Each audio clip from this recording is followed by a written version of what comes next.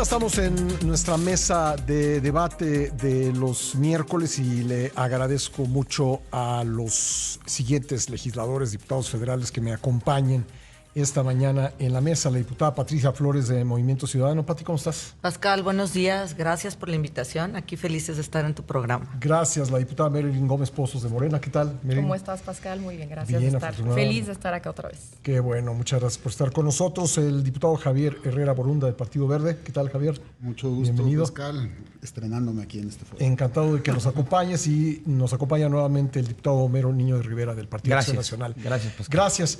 Bueno, vamos a hablar el día de hoy de una iniciativa enviada hace un mes por la Presidencia de la República para hacer frente a la crisis de desapariciones y que incluye la implementación de una nueva cédula de identidad con datos biométricos como fuente única de identidad de las personas. De ser aprobada esta iniciativa, la credencial para votar que emite el Instituto Nacional Electoral dejaría de ser el documento de identificación más importante de las y los ciudadanos. Ante esto, el INE advirtió que crear otra identificación, esta CURP reforzada, pues diferente a la credencial para votar, podría generar desconfianza hacia el padrón electoral, pues se podría suponer un mal uso de los datos de las personas. Esta iniciativa entró por el Senado de la República, pero bueno, eventualmente caerá en la Cámara de Diputados y vamos a hablar al respecto con mis invitados el día de hoy. Pati Flores, ¿cómo ves el tema? Fíjate que lo vemos con reservas, algo de preocupación, sobre todo por la protección de esos datos personales. Utilizar biométricos en una identificación, pues requiere que las y los ciudadanos demos información relevante de nuestra persona, de nuestra privacidad, y creo que el tema más preocupante es eso, cómo se van a proteger esos datos personales. Adicional a eso, yo te diría, Beltrán, que está la preocupación de estos acuerdos bilaterales que se tienen con otros países de compartir algunos de esos datos biométricos, sobre todo en el tema migrante, por ejemplo, con Estados Unidos. Entonces, como no hay suficiente transparencia, no sabemos cómo se van a utilizar esos datos. La tecnología avanza de manera impresionante, todos lo sabemos, y ¿qué va a pasar el día que se pueda accesar sin tener esa completa seguridad de que se vaya a hacer mal uso de esos datos de todas y todos los mexicanos? Entonces, entiendo la parte que se refiere a seguridad, pero creo que debemos de pugnar y empujar porque los datos biométricos sean bien conservados, cuidados y que tengamos esa seguridad todas y todos los mexicanos. Gracias, diputada Gómez Pozos. Bueno, pues para tener conocimiento de cómo viene esta reforma, pues hay que leerla primero. No hay desconocimiento, lo que hay pues es falta de interés en meternos a conocer la iniciativa y la protección de datos personales está en la ley general vigente. No hay otro interés más que el robustecer también a las fiscalías, que es algo que la propia oposición ha estado pidiendo en esta reforma que tenemos también al Poder Judicial. Hablaban mucho de las reformas a la fiscalía. Esto también va a fortalecer a las fiscalías. Vamos a tener una sola base de datos. No se va a suplir al INE. El INE es exclusivamente para votar, no es una identificación que nos ayude actualmente en el tema de búsqueda de personas, y lo que queremos pues es justamente potenciar todos estos registros que tenemos, bases de datos, y obviamente apegados a la ley. Gracias. Homero, yo recuerdo que en el gobierno de Felipe Calderón se impulsó una iniciativa semejante y sí, en ese momento pues contó con resistencia por parte de la oposición, claro, en aquel momento. Precisamente la izquierda se opuso, precisamente los que ahora la están proponiendo. Y los argumentos en aquel tiempo eran los mismos, Pascal, con una diferencia muy importante. Teníamos instituciones que iban a garantizar el correcto manejo de los datos personales. Y hoy nos hacen esta propuesta a días de que desaparecieron el Instituto Nacional que garantizaba el cuidado de los datos personales y la transparencia, el INAI. Eso es lo grave. Lo grave es que lo están haciendo cuando están a punto de acabar con el Poder Judicial, lo están haciendo cuando acaban de acabar con el INAI, lo están haciendo cuando, por otro lado, están mandando iniciativas para controlar el INE. ¿Y por qué digo controlar el INE? Pues porque estos datos, o sea, hay ejemplos de países donde esto termina usándose electoralmente. Entonces no hay organismos, instituciones en este país que nos garanticen esa seguridad. Ese es el problema. Efectivamente, hace 15 años más o menos, si mal no recuerdo, 2010, se intentó, se avanzó mucho en una iniciativa muy similar desde el gobierno del PAN, porque se entiende la necesidad. En este país no tenemos un documento de identidad. El documento, por ejemplo, los menores de edad no lo tienen. Exactamente, ¿no? es lo que iba a decir. El documento que usamos, que no es para identificarnos, es para votar, pues no lo tienen los menores de edad de entrada. Y creo que vale la pena en el siguiente punto tratar el otro aspecto, que es la credencial de línea. Muy bien. Javier, por favor, acércate un poquito al micrófono y por favor, dinos cuál es tu postura, la de tu partido sobre esto. Mira, parto de las coincidencias. Como bien dice el diputado Mero, pues hace falta en el país un documento de identidad nacional. No lo tenemos y nació mal en su momento que empezamos a utilizar la credencial de elector para identificarnos o usarnos hasta en los bancos. La iniciativa en su momento... O el pasaporte. O el pasaporte. En 2009, cuando lo presentó Calderón, él entendió la necesidad. La redacción del artículo 25 constitucional era distinta en ese momento y llegó hasta la Corte y se frenó. Ahora estamos hablando de un conjunto de reformas que van tendientes a ver el tema de desaparición forzada, el tema de generar una plataforma única de identidad, una base nacional de carpetas de investigación, un registro administrativo que se conecte con el tema de salud. Vaya, es una reforma que está atendiendo una necesidad de una realidad de un país que busca tener certeza también en el tema de seguridad, en el tema de salud, y viene en estos días una reforma para bajar los trámites burocráticos. La CURP con identidad biométrica va a funcionar para integrar todos estos sistemas. Ahora, como bien dice la diputada Flores, pues lo ve con recelo, pero hay que ver las coincidencias y la implementación. Es una ley general abstracta que va a tener que implementarse y está en el Ejecutivo implementarse bien. ¿En manos de quién debieran quedar los datos, Pati Flores? Pues de una institución que nos garantizara que van a estar cuidados, que no sea el propio gobierno, no puede ser juez y parte. Pues habría que crear una institución.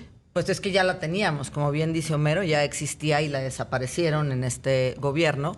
Entonces, que sean juez y parte en absolutamente todo, cuando tienen una mayoría absoluta en las cámaras, cuando tienen el gobierno federal y ahora que reformaron el Poder Judicial y están haciendo una elección a modo de jueces y magistrados, pues me parece preocupante. Yo no estoy diciendo que Movimiento Ciudadano en su momento evaluará y verá cómo será su voto al respecto y empujará seguramente pondrá algunas condiciones para aprobar esta ley.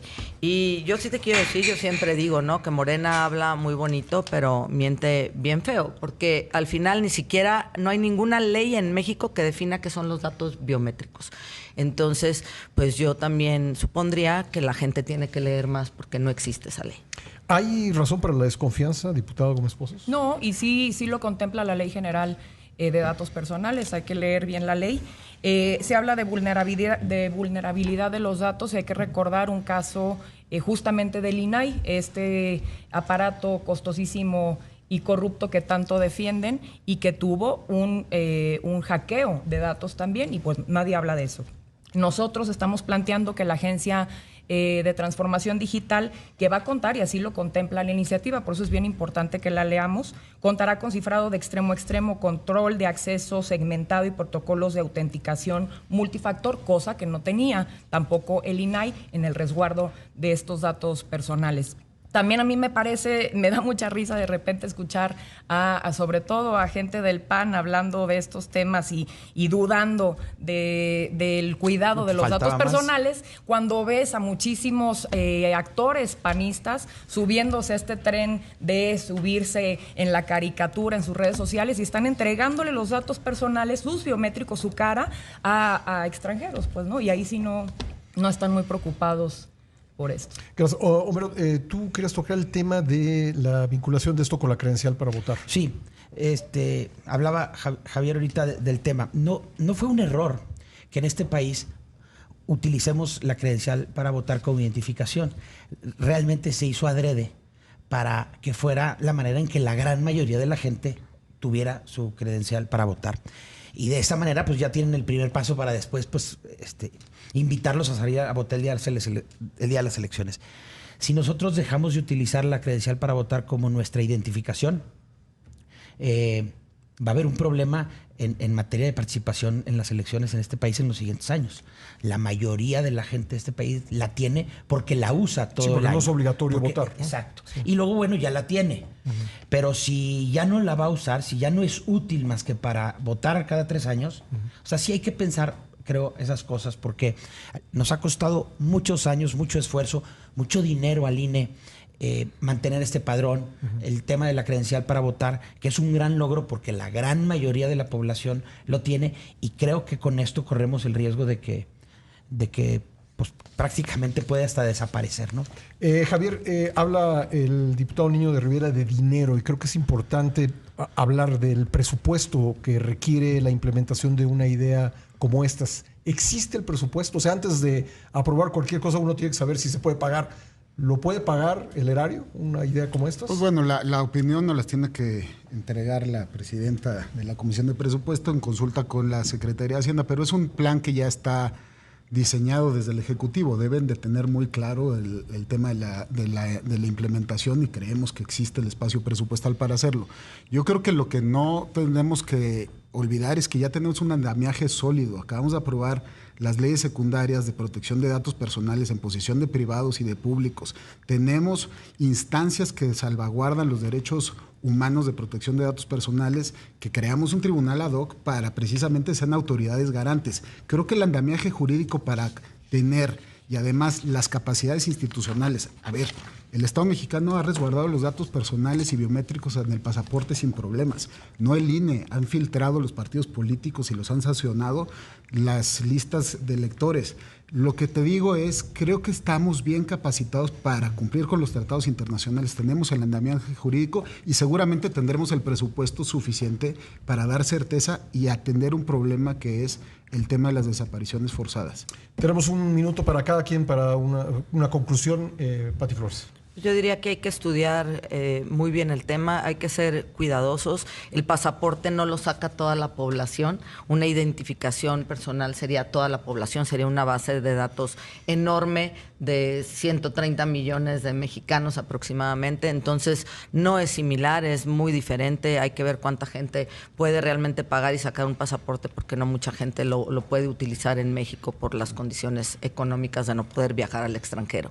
Entonces, me parece que debemos de tener mucho cuidado. Yo diría que Movimiento Ciudadano evaluará esta parte en la protección de los derechos humanos, precisamente, y en ver que no se vayan a vulnerar, que haya transparencia en el uso de esos datos, para qué se van a compartir, con quién se van a compartir, y sobre todo tener cuidado con estos, pues, diría yo, tratados bilaterales que prometen que pueden intercambiar esos datos biométricos entre países. Gracias, Beryl. Sí, todo viene en la iniciativa, repito, hay que leer las cosas antes de venir a las mesas de debate. En efecto, esto no va a ser, sí se va a tener que contar con un presupuesto, no es inmediato, eso también lo tiene que saber la gente.